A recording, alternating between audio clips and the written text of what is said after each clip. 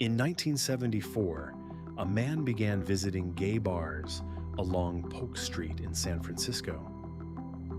He was young, charming, and he carried a sketch pad.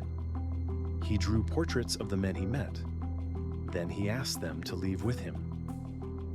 Between January 1974 and September 1975, at least 14 men were stabbed to death.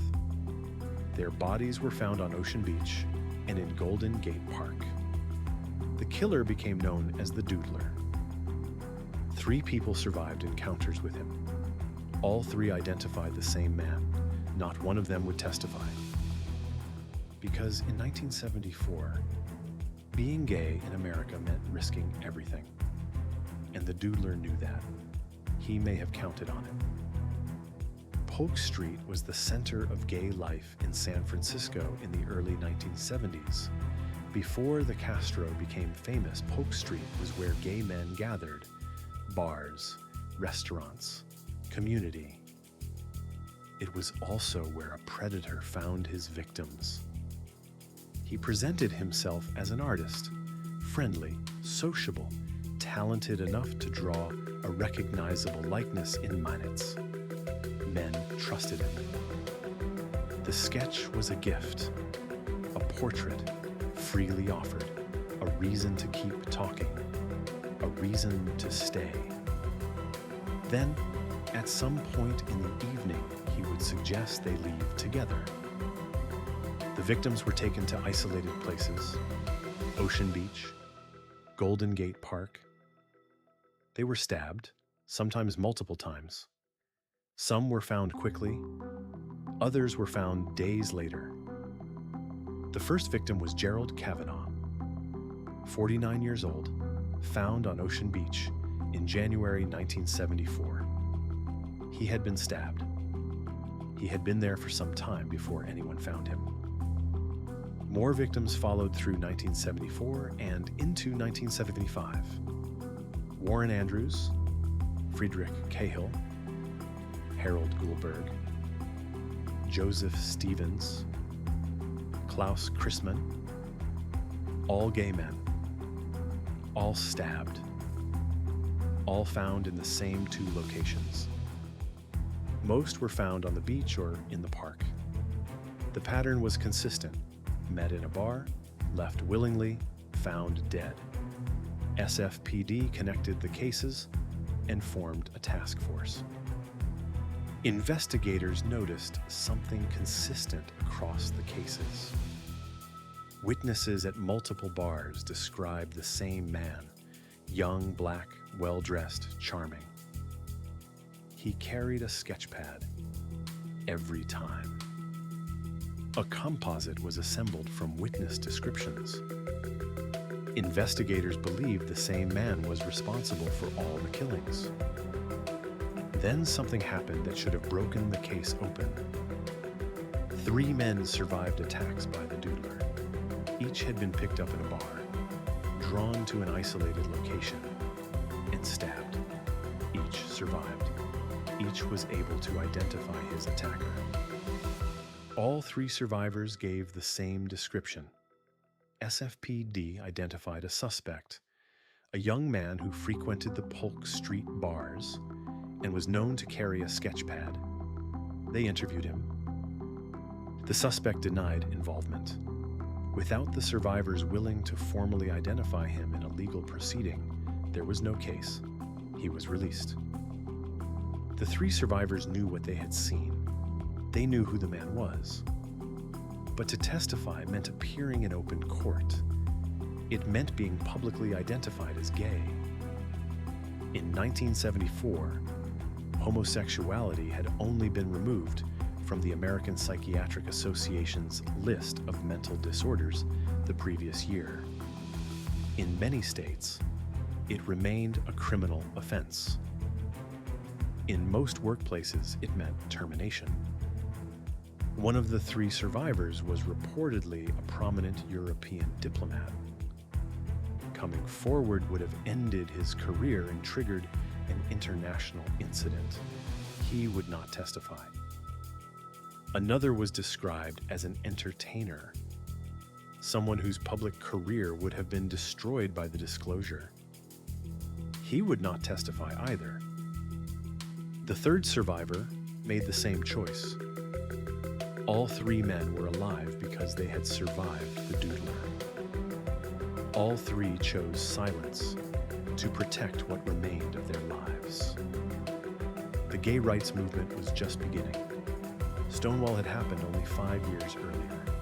Gay men in San Francisco in 1974 lived in a world where being known was not yet safe. The survivors were not cowards.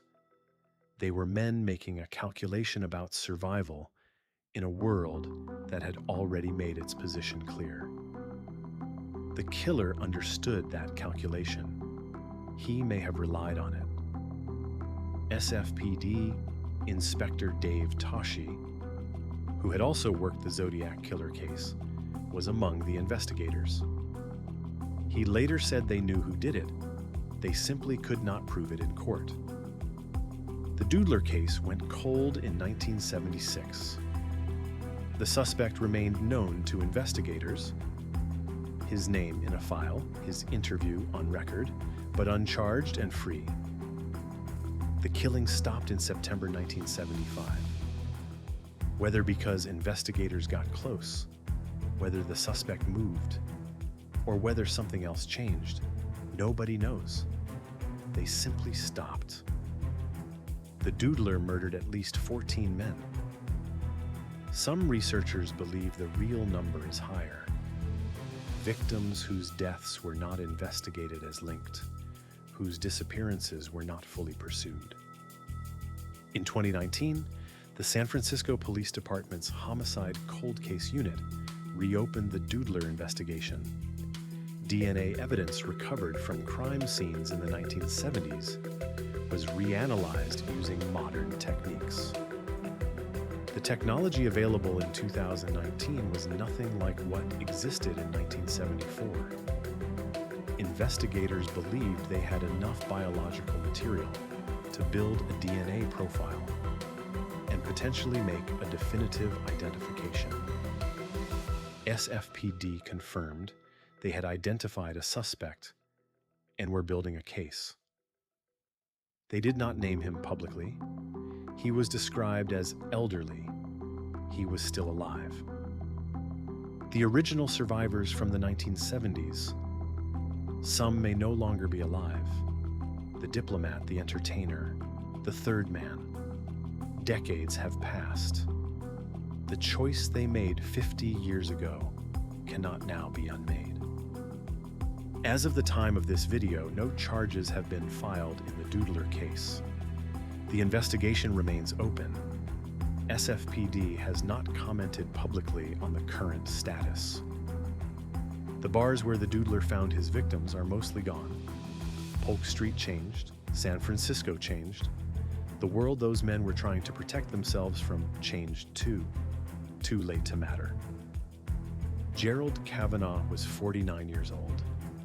Warren Andrews was 25. Friedrich Cahill was 32. They were killed by someone who trusted that nobody would say his name. The sketch pad was never found. The portraits he made of his victims, whatever became of them, were never recovered. Whether they still exist somewhere is not known. Golden Gate Park sees millions of visitors every year. The places where the Doodler's victims were found are unmarked. There are no plaques, no memorials, nothing to indicate what happened there. The three survivors made their choice 50 years ago. They had to decide between their own survival and justice for men who were already dead. That is not a choice anyone should have to make. The Doodler killed at least 14 people.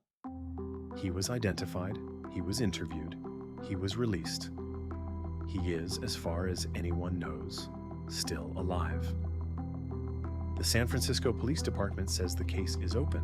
The DNA evidence exists. A suspect has been identified internally. No charges have been filed.